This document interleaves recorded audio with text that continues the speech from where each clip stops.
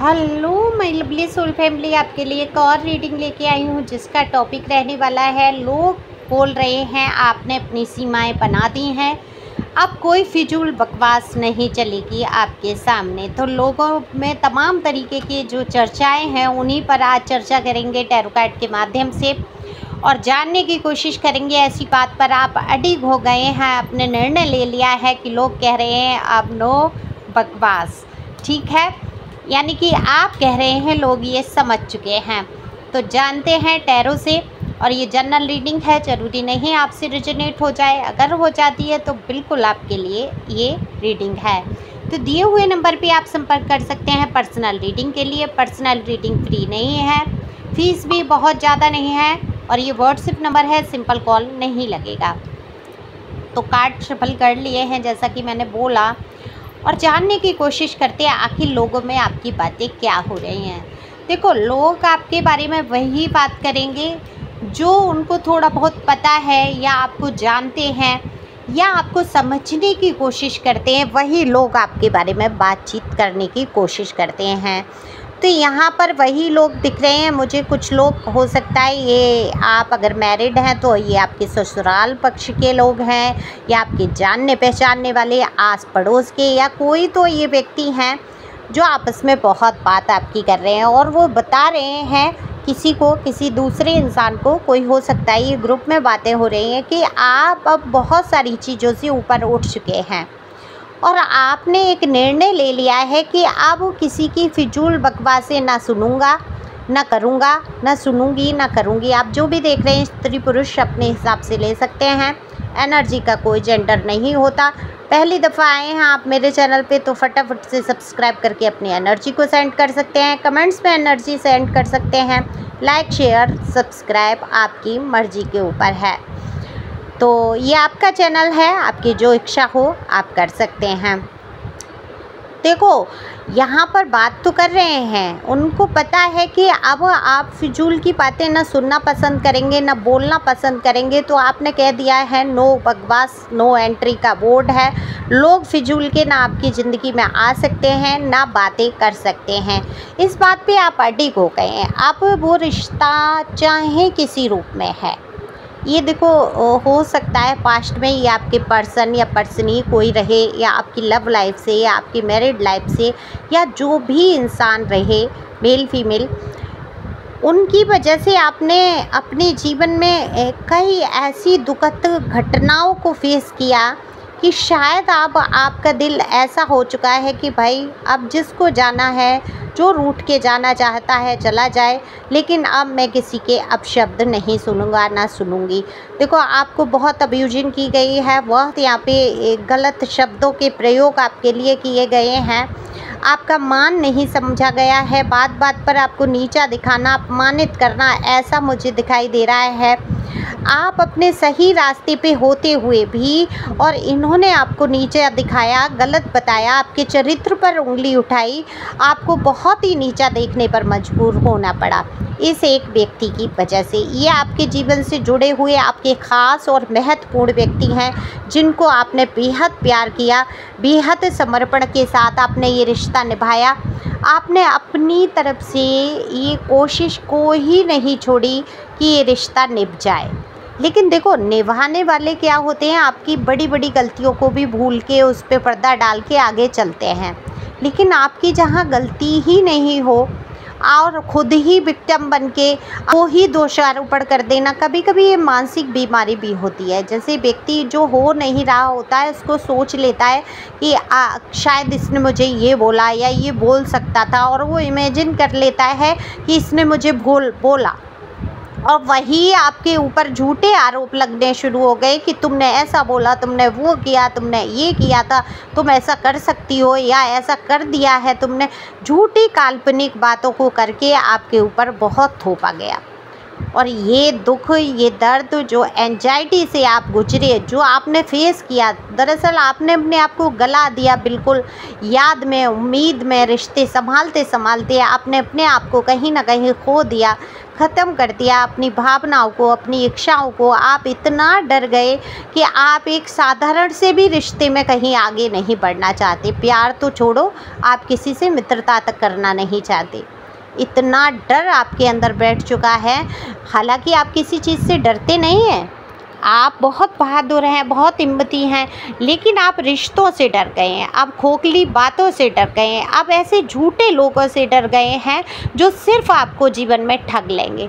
तो आपने निर्णय क्या किया, आप अडिग हो गए कि अब मैं नो एंट्री का बोर्ड लगाऊंगा या लगाऊंगी, किसी की यहाँ पर बकवासें नहीं चलेंगी, कोई अपनी सीमा उल्लंघन नहीं कर पाएगा मेरी लाइफ में। तो आपने बाउंड्री खींच दी, डिसाइड कर लिया। अब ये जो डबल माइंड के लोग हैं, ये तमाम तरीके की बातें करेंगे आपके लिए कि हो सकता है, या अगर आपके पर्सनी है, एक्स हैं, या केस चल रहा है आपका, सेपरेशन में है, या बहुत टाइम से बात नहीं हुई है, और ये मूडी किस्म का एकदम ईगो से भरा इनमेच्योर बंदा, जिसको खुद का ही ज्ञान नहीं कि वो क्या गलतियां कर रहा है, उसको ये बीमारी मैं कहूँगी है कि वो अपने ही मन से तमाम चीज़ें सोच के और वहाँ काल्पनिक चीज़ों को वो प्रत्यक्ष रूप में सोचने लगता है। ऐसा ही आपने किया है।